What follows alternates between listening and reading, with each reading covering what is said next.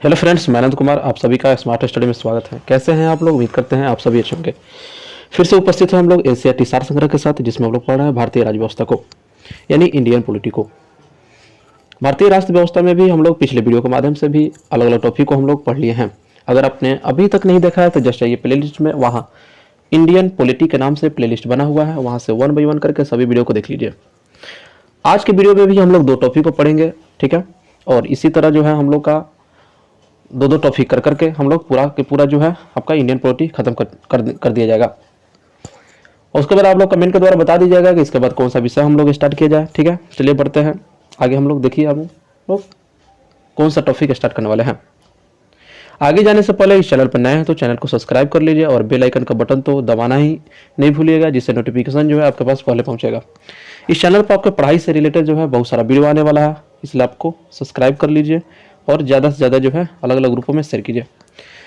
चलिए हम लोग टॉपिक पर चलते हैं, देखते हैं कि हमारा पहला टॉपिक क्या होगा आज का। पहला टॉपिक कहिए या चैप्टर कहिए, जो भी हो, हम लोग आज होगा केंद्रीय मंत्रिपरिषद।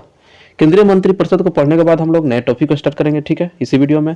तो पहले केंद्रीय मंत्रिपरिषद से जो जो चैप्टर, इस चैप्टर से जो आपका क्वेश्चन बनता है, चलिए देखते हैं स्क्रीन पर। पहला क्वेश्चन आपका क्या दिया हुआ है। पहला क्वेश्चन दिया हुआ कि केंद्र सरकार का प्रमुख कौन होता है। तो केंद्र सरकार का जो प्रमुख होता है प्रधानमंत्री होता है। प्रधानमंत्री की नियुक्ति किसके द्वारा की जाती है। तो राष्ट्रपति के द्वारा की जाती है प्रधानमंत्री की नियुक्ति।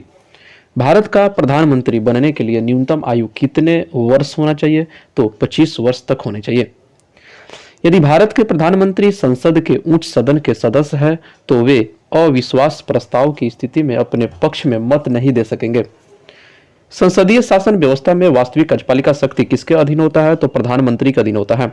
लोकसभा में अविश्वास प्रस्ताव प्रस्तुत करने के लिए लोकसभा सदस्यों की न्यूनतम कितनी संख्या होनी चाहिए। तो 50 सदस्य जो है आपका होना चाहिए। नेक्स्ट क्वेश्चन कि भारत का प्रधानमंत्री सामान्यतः किस सदन का सदस्य होता है। तो लोकसभा का सदस्य होता है। राज्यसभा का सदस्य भी प्रधानमंत्री बन सकता है। फिर नोट में दिया हुआ है कि भारतीय संविधान का अनुच्छेद 75 प्रधानमंत्री एवं अन्य मंत्रियों की नियुक्ति, मंत्रिपरिषद का आकार एवं उत्तरदायित्व का निर्धारण करता है। कौन सा अनुच्छेद। अनुच्छेद 75।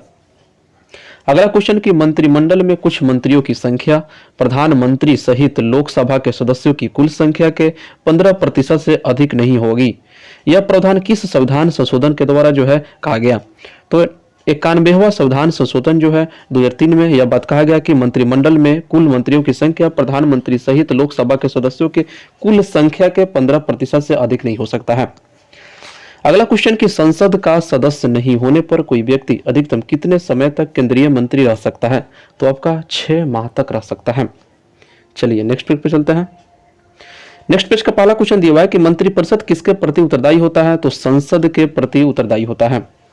भारत के संविधान के किस अनुच्छेद में यह प्रावधान किया गया है कि प्रत्येक राज्य की कार्यपालिका शक्ति का इस प्रकार प्रयोग किया जाएगा जिससे संघ की कार्यपालिका शक्ति पर कोई प्रतिकूल प्रभाव न पड़े।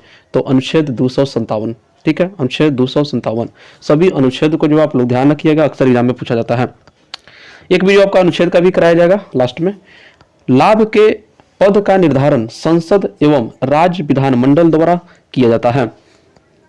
चलिए अगला क्वेश्चन, भारतीय राजनीतिक व्यवस्था में कार्यपालिका किसके अधीन कार्य करती है। तो विधायिका के अंतर्गत जो है कार्य करती है। जवाहरलाल नेहरू की कैबिनेट में पहले गृह मंत्री तथा बाद में रक्षा मंत्री कौन बने। तो कैलाश नाथ काटजू, ठीक है, कैलाश नाथ काटजू। स्वतंत्र भारत के प्रथम वित्त मंत्री श्री R.K. शनमुगम चेट्टी थे। भारत के किस प्रधानमंत्री का विदेश में आकस्मिक निधन हो गया। लाल बहादुर शास्त्री का विदेश में निधन हो गया था। अपने प्रधानमंत्री के काल में कौन सा नेता जो है एक बार भी संसद में उपस्थित नहीं हुआ। तो चौधरी चरण सिंह। संविधान के किस अनुच्छेद में मंत्रिमंडल शब्द का प्रयोग किया गया है। तो अनुच्छेद 252 के 3 में। श्वेत पत्र, व्हाइट पेपर भारत से संबंधित आधिकारिक दस्तावेज है। संघीय मंत्रिमंडल का पुनर्गठन किसके प्रतिवेदन पर आधारित था। तो गोस्वामी आयंगर के प्रतिवेदन पर आधारित था। अगला क्वेश्चन है कि मंत्रिपरिषद तथा मंत्रिमंडल में अंतर क्या है। देख लेते हैं, समझ लेते हैं। पहला दिया हुआ है कि मंत्रिपरिषद में कि इसमें जो मंत्रिपरिषद में जो होता है कैबिनेट स्तर के मंत्री होते हैं और राज्य स्तर के मंत्री एवं उप मंत्री जो है इसमें होता है। वही मंत्रिमंडल की बात करें तो इसमें जो है केवल कैबिनेट स्तर के ही मंत्री शामिल होते हैं। तो मंत्रिमंडल में आपका कैबिनेट स्तर के केवल मंत्री होते हैं, लेकिन इसमें आपका कैबिनेट स्तर के मंत्री और राज्य स्तर के मंत्री और उप मंत्री ये तीनों जो है शामिल होते हैं मंत्रिपरिषद में। फिर दिया हुआ कि मंत्रिपरिषद में यह एक संवैधानिक निकाय है जिसका वर्णन संविधान के अनुच्छेद 74 व 75 में किया गया है। किसका? तो मंत्रिपरिषद का। वही मंत्रिमंडल की अगर चर्चा की बात करें तो इसे 44वें संविधान संशोधन 1978 के द्वारा अनुच्छेद 352 में मंत्रिमंडल शब्द को जोड़ा गया। किस अनुच्छेद के द्वारा? तो अनुच्छेद 352 में 44वें संविधान संशोधन 1978 के द्वारा। संविधान के मूल पाठ में यह नहीं था पहले। ठीक है। अगला मंत्रिपरिषद में दिया हुआ है कि सैद्धांतिक रूप से मंत्रिपरिषद को संघ की समस्त कार्यपालिका शक्ति प्राप्त है, परंतु मंत्रिमंडल द्वारा इसके कार्यों का निर्धारण किया जाता है। वही मंत्रिमंडल की बात करें तो व्यवहारिक रूप में मंत्रिमंडल सदैव मंत्रिपरिषद की शक्तियों का ही प्रयोग करता है और मंत्रियों के कार्यों का निर्धारण करता है। अगला फिर मंत्रिपरिषद में दिया हुआ है कि मंत्रिमंडल द्वारा लिए गए नीतिगत निर्णयों का क्रियान्वयन मंत्रिपरिषद द्वारा किया जाता है, लेकिन वही मंत्रिमंडल में नीतिगत निर्णयों को क्रियान्वयन करने के लिए यह मंत्रिपरिषद को निर्देश देता है तथा निर्णयों को क्रियान्वयन की निगरानी भी करता है। ठीक है। आपका मंत्रिपरिषद और मंत्रिमंडल में यह अंतर रहा, ये सब लोग ध्यान रखिएगा। चलिए नेक्स्ट लाइन पे चलते हैं। अगला लाइन दिया हुआ है कि मंत्रिपरिषद सामूहिक रूप से लोकसभा के प्रति उत्तरदायी होते हैं। ठीक है। मंत्रिपरिषद लोकसभा के प्रति उत्तरदायी होते हैं। चलिए यहां से आपका फिर नया चैप्टर स्टार्ट हो गया, महान्यायवादी तथा नियंत्रक एवं महालेखा परीक्षक। चलिए इस चैप्टर से आपका पहला क्वेश्चन क्या दिया हुआ है। इस चैप्टर से पहला क्वेश्चन दिया हुआ है कि भारत के 3 विधि अधिकारी कौन से हैं। तो भारत के 3 विधि अधिकारी में जो आते हैं आपके भारत का महान्यायवादी, भारत का महाधिवक्ता और भारत के अपर महाधिवक्ता। ठीक है। भारत का प्रथम महान्यायवादी कौन था? तो MC तलवार जो थे भारत के प्रथम महान्यायवादी थे। भारत सरकार को कानूनी विषयों को परामर्श कौन देता है? तो महान्यायवादी अटॉर्नी जनरल द्वारा दिया जाता है। भारत के सर्वोच्च विधि अधिकारी कौन होता है? तो भारत का महान्यायवादी। भारत का महान्यायवादी किसका विधि सलाहकार होता है? तो भारत सरकार का विधि सलाहकार होता है। राष्ट्रपति द्वारा महान्यायवादी को सौंपे गए कार्य कौन कौन से हैं? पहले में दिया हुआ है कि भारत सरकार से संबंधित मामलों को लेकर उच्चतम न्यायालय में भारत सरकार की ओर से पेश होना। संविधान के अनुच्छेद 143 के अंतर्गत राष्ट्रपति की ओर से उच्चतम न्यायालय में भारत सरकार का प्रतिनिधित्व करना। और तीसरा दिया हुआ है कि सरकार से संबंधित किसी मामले में उच्च न्यायालय में सुनवाई का अधिकार। ये सब जो है राष्ट्रपति द्वारा महान्यायवादी को सौंपे गए कार्य हैं।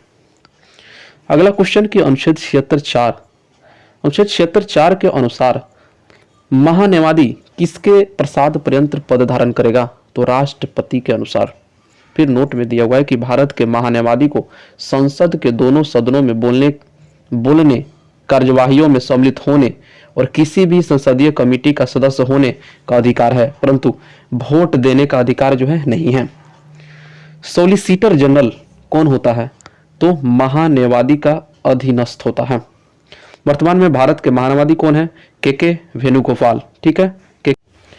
आपका यह पुराना डाटा दिया हुआ है आपका के वेणुगोपाल। ठीक है। क्या है? के वेणुगोपाल। भारत में वर्तमान महान्यायवादी की अगर बात करें अगर 2023 के अनुसार अभी तत्काल में, तो आपका हो गया आर वेंकट रमन। ठीक है। आर वेंकट रमन। ठीक है। आर वेंकट रमन ये 16वें नंबर के हैं। ठीक है। वाह 16वें नंबर का है। तो ये जो ये क्वेश्चन जो है आप लोग वर्तमान में जो है आपका यहाँ से आपको देखते रहना है। ठीक है। ये बदलते रहता है। चलिए आगे देखते हैं। महान्यायवादी का पद संविधान के अनुच्छेद 76 के अंतर्गत एक संवैधानिक पद है, जबकि महाधिवक्ता का पद संवैधानिक न होकर मात्र वैधानिक है। चलिए आगे देखते हैं। फिर अगला क्वेश्चन कि भारत के प्रथम नियंत्रक एवं महालेखा परीक्षक कौन थे? तो वी नरहरि राव। ठीक है। वीर नरहरि राव।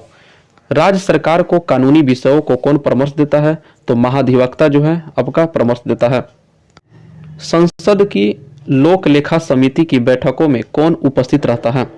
तो भारत का नियंत्रक एवं महालेखा परीक्षक, भारत के नियंत्रक एवं महालेखा परीक्षक के पद का सृजन किसके द्वारा किया गया है? तो संविधान के द्वारा किया गया है। भारत के नियंत्रण एवं महालेखा परीक्षक का कार्यकाल कितना होता है? तो 6 वर्षों का होता है। भारत का नियंत्रक एवं महालेखा परीक्षक किसका मार्गदर्शक होता है? तो लोक लेखा समिति का मार्गदर्शक होता है। नियंत्रक एवं महालेखा परीक्षक को लोक निधि का मुख्य अभिभावक भी कहा जाता है। राज्य एवं केंद्र सरकारों के सभी खर्चों की वित्तीय जांच कौन करता है? तो नियंत्रक एवं महालेखा परीक्षक। नियंत्रक एवं महालेखाकार के पेंशन और भत्ते किस पर भारित होते हैं? तो भारत के संचित निधि से दिया जाता है। चलिए देखते हैं भारत के नियंत्रक एवं महालेखा परीक्षक से संबंधित कुछ अनुच्छेद दिया हुआ है, देख लेते हैं। अनुच्छेद 148, इसमें कहा गया है कि भारत के नियंत्रक एवं महालेखा परीक्षक की नियुक्ति एवं पद मुक्ति की चर्चा है। अनुच्छेद 149 में नियंत्रण एवं महालेखा परीक्षक के कार्य एवं शक्तियों की चर्चा किया गया है। अनुच्छेद 150 में संघ तथा राज्यों के लेखा प्रारूपों के संबंध में राष्ट्रपति को सलाह देने की बात कही गई है। अनुच्छेद 151 में अंकेक्षण प्रतिवेदन यानी रिपोर्ट की बात कही गई है। चलिए आगे देखते हैं। अगला लाइन दिया हुआ है कि नियंत्रक एवं महालेखा परीक्षक अवकाश प्राप्ति के पश्चात कोई भी सरकारी पद धारण नहीं कर सकता, ठीक है, यानी रिटायर के बाद। चलिए, और इसी के साथ हम लोग का दोनों टॉपिक जो है हम लोग का खत्म हो गया। वीडियो कैसा लगा कमेंट को जरूर बताइएगा, और वीडियो को ज़्यादा से ज़्यादा जो है अलग अलग ग्रुप में आप लोग शेयर कीजिए, और लाइक और शेयर करके जरूर जाइए। फिर मिलते हैं नए टॉपिक के साथ नए वीडियो में, तब तक वीडियो देखने के लिए धन्यवाद।